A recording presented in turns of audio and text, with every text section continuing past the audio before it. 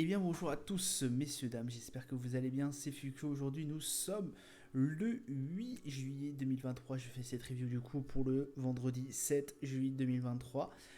De ce fait, les marchés ont tous clôturé. Petite parenthèse avant de commencer la review, vous saviez que mardi je ne faisais pas de vidéo. Puisqu'effectivement c'était l'Independence Day au niveau des États-Unis, donc les marchés US ne tournaient pas et ont arrêté de tourner en milieu vers les alentours des 16h au niveau de lundi. Donc voilà, déjà ça a coupé assez court les séances. Mais par contre, mercredi, jeudi bon là je fais cette review donc du coup voilà. Mais mercredi et jeudi, je n'ai pas fait de review pour la simple et bonne raison que j'étais complètement malade et dans l'incapacité et l'impossibilité de vous parler. Et là, ça a été j'ai envie de vous dire, les deux plus grosses journées et là où ça le bougeait énormément parce qu'on a un CAC 40 qui s'est complètement écroulé pendant ces derniers jours. Ça a été catastrophique. Donc voilà, on a eu quand même des assez grosses séances et j'ai pas pu vous en parler et je ne pense pas que j'aurai le temps de vous en parler dans cette review. Donc voilà, je devais m'en excuser, je suis vraiment désolé. De toute façon, je n'ai pas réellement vu ce qui... alors oui, forcément, j'ai eu des retours de tout ce qui s'est passé jeudi et mercredi, mais honnêtement, je n'ai vu que ça d'un seul œil, parce que j'étais vraiment extrêmement voilà, dans le mal. Donc veuillez m'en excuser, c'est pour ça que vous n'aurez absolument pas de review pour ces 2 jours-là et que la seule review que vous aurez, ce sera celle de lundi et vendredi, donc celle que je suis en train de tourner. Voilà, ça sera la fin de la parenthèse. Du coup, on se retrouve avec un CAC 40 qui vendredi a clôturé dans le vert, léger. Un léger vert, j'ai envie de vous dire, par rapport, par rapport à la catastrophe qu'on a subie jeudi. On a perdu plus de moins 3% en quelques séances, c'était absolument incroyable. D'ailleurs, 5 séances baissières, 4 séances baissières, pardon, puisqu'on a fini dans le vert quand même. 4 séances baissières d'affilée, en tout cas au niveau de l'indice CAC 40. Voilà, ça a été très compliqué cette semaine, contrairement à la semaine dernière. Donc on est sur un 7111 points, on a les 7100 points là qui résistent, heureusement, parce que les 7200 ont cédé. L'Eurostox plus 0,36%, on est à 446 points. Le DAX plus 0,48, on est à 15 603. Le FTSE 100 moins 0,32, on est à 7256 points. Le Dow Jones moins 0,55, on est à 33 734 points. Le Nasdaq moins 0,13%, pardon. 13 660 et le Nikkei 225, on est à moins 1,70, 32 773 points. On a un pétrole Brent qui est bien remonté, plus 2,17, on est à 78,17$. Le 11 d'or, 1925, 57, 1€ USD à 0,90$. Le Bitcoin, 30 203,73$ pour l'instant. Au palmarès USRD, SES Imotag, plus 31,60. SMCP plus 7,14, Maison du Monde plus 7,11 et au niveau des plus fortes baisses, on a Rallye, comme d'habitude, j'ai envie de vous dire, moins 2,91, la maison mère de Casino Guichard, on se rappelle. LNA Santé, moins 2,91, CGDIM, moins 3,45. Alors, que s'est-il passé aujourd'hui? Alors déjà, on a eu des trop bons résultats sur la séance de jeudi, si je dis pas de bêtises. Jeudi, ça s'est cassé la gueule, comme je vous ai dit. On a perdu moins de 3%, plus de 3% et quelques jeudi. Donc ça a été une grosse catastrophe. On a pu sauver à peine les 7100, j'ai envie de vous dire. À peine les 7100.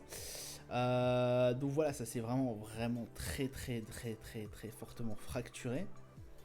Là, on a repris un plus 0,4%, notamment grâce à des chiffres qui ont été, au niveau de l'emploi, bons, mais moins bons que ce qu'on attendait.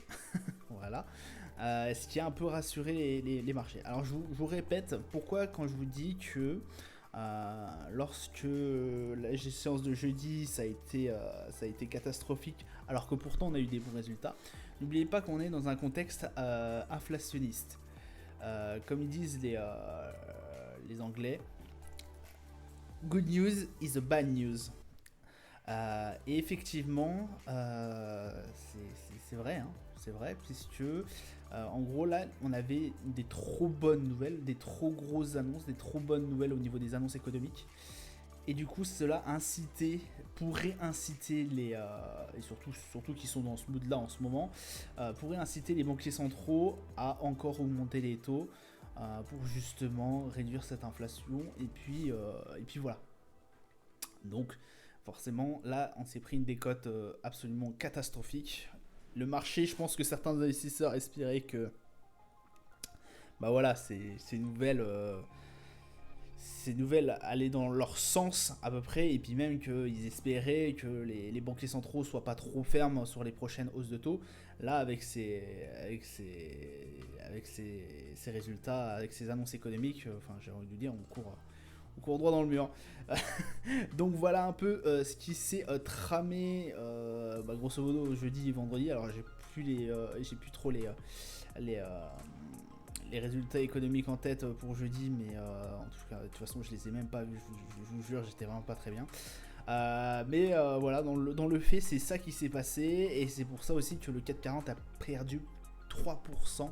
Jeudi, c'est complètement incroyable. On a rempli, mais d'une façon, on est sur les plus bas depuis le mois de mai, je crois, de tête. Donc c'est vraiment assez incroyable. Et puis on a Petrol Brent là, qui est parti, lui, en flèche. Hein. C'est un truc assez incroyable aussi. Donc écoutez, à regarder d'assez près quand même ce qui se passe. Les résultats de l'emploi sont bons, hein, sont bons dans l'ensemble. En tout cas, voilà, ils ont créé, il y a eu une création de postes, certes, mais moins nombreuses que ce qu'on avait été prévu. Mais par contre, si vous voulez, c'est pour ça que Wall Street est dans le rouge, notamment, c'est que il y a toujours l'augmentation de salaire qui a continué et qui a réaccéléré. Donc voilà, on avait oublié ce petit détail là, mais en tout cas c'est pour ça que Wall Street, quand il a fini tout seul, je pense que voilà, avec tout ce qui s'était dit en plus hier, bon du coup jeudi, ça s'est un peu tramé et c'est parti un peu dans le rouge. Calendrier d'annonce économique, du coup, on revient sur la séance. Le taux de chômage, Canada qui est remonté, donc voilà, j'ai envie de vous dire, c'est pas non plus déconnant, mais on est au lieu de 5.3, on est élu à 5.4, donc un chômage qui augmente, en tout cas au niveau du Canada. C'est ça, le taux de chômage, bon, ça reste sensiblement le même à 13h30. Le taux de chômage au niveau des US est resté le même. Mais c'est le paiement, ce qu'on appelle le paiement non agricole, donc c'est la création d'emplois non agricoles, qui lui est redescendu nettement inférieur par rapport à ce qu'on attendait. On attendait 225 000 emplois créés, on a eu que 209 000, donc écoutez, beaucoup moins que ce qu'on attendait du coup. Donc parfait, je vous rappelle que la valeur précédente était à 300 000 emplois, créés. Donc voilà, on a quand même, c'est vraiment en train de redescendre et de façon assez spectaculaire. Donc entre le mois de juin, entre le mois de juin et le mois de mai, on a eu quand même pratiquement 100 000 emplois de moins qui ont été créés au niveau des US. On sent bien quand même que ça pèse aussi sur, voilà, la hausse des taux pèse sur l'emploi américain. Voilà, en tout cas, ce qui nous a animé hier de nos marchés. On a un CAC 40 du coup, voilà, vous voyez, c'est énorme. Hein. C'est parti, comme je vous ai dit, 4 journées de baisse d'affilée. Hein. Bam. On était à 7400, voilà, je vous avais dit, faites attention, les 7400, machin. Ça peut être une grosse résistance. Alors moi, je pensais que là, on allait repartir aussi sur les 7005. Voilà, ça a été 3 journées de baisse consécutives et là, catastrophique. Moins 3%, on a été chercher même en dessous des 7100 pendant un moment. Heureusement que Wall Street nous a relevé un peu parce que là, c'était tendu. Hein. C'était tendu, 7100 points, du coup on a accroché, on est bien sur notre range. On est au plus bas depuis mai, hein, si je dis pas de bêtises. Tac. Avril, ouais, peut-être pas. Avril, pardon. Avril, mai, oui, pardon, excusez-moi. avril, mai. Donc quand même ça fait réfléchir. Bon, un MACD qui cherche et du coup et un RSI bon, qui est en souffrance. On est à 38 au niveau du RSI. Au niveau du DAX, c'est pratiquement la même chose. Pratiquement la même chose. Un RSI qui s'est cassé la gueule. On est à 38 au niveau du RSI. On a raccroché aussi avec la résistance des 15006. Pareil, ça a été une hécatombe. Ça a été vraiment une grosse hécatombe. Je dis, je suis désolé que j'ai pas pu faire la review, mais j'ai dans la capacité. Voilà, je vous avais dit, là on a une grosse, c'est la dernière grosse résistance. Après, sinon on repart dans des, on repart dans des trames assez violentes. Mais écoutez, pour l'instant, j'y crois toujours. 15006. Donc du coup, pour l'instant, voilà, on va voir si on est possible d'aller rechercher encore les 16000 prochainement. Le Brent qui est en train de remonter, alors voilà, on a toujours fixé cette range entre les 72 et les 78. Là, on a tapé un 78,19, on a été chercher les 78,48. Au niveau des 78,50, en fait, ça commence à devenir compliqué. On voit bien que ça hésite, que ça arrive pas. Bon, bref, ça part à la baisse, ça repart à la hausse. Pardon. Là, on est à 78,12. 78, pardon, 40, 78,19. On avait fait pareil, on joue yo-yo, on va encore jouer, on va encore ranger pendant un petit moment, enfin, je pense. RSI à 59, donc bon voilà, on est quand même sur une phase haussière, mais un MACD sans réelle tendance. Le 11 d'or, on est repassé un peu à la hausse, on est à 1925, mais concrètement, on n'enlève pas toujours, enfin, on me dira, c'est toujours une phase baissière pour moi. Là, on a juste eu un petit tempo. À mon avis, on va replonger d'ici peu de temps, aux alentours des 1879, pour aller chercher effectivement le support des 1879. Je pense que voilà, ça va descendre petit à petit au niveau du 11 d'or. On a un MACD, bon voilà, qui marque une tendance un peu, il marque une tendance baissière forcément. On le voit bien au niveau du graphique, ça descend, ça descend, ça descend. 1925, bon écoutez, pourquoi pas. S&P, bon du coup, séance baissière. Alors dommage parce qu'on a été en tout cas au niveau des indices américains sur certains, on a été chercher bien haut, on a été même essayer de retrouver avant la séance le début de la séance de jeudi. Donc ce qui pouvait être pas mal, on a essayé de regagner en fait toute la séance de jeudi, d'effacer un peu ce qui s'était passé.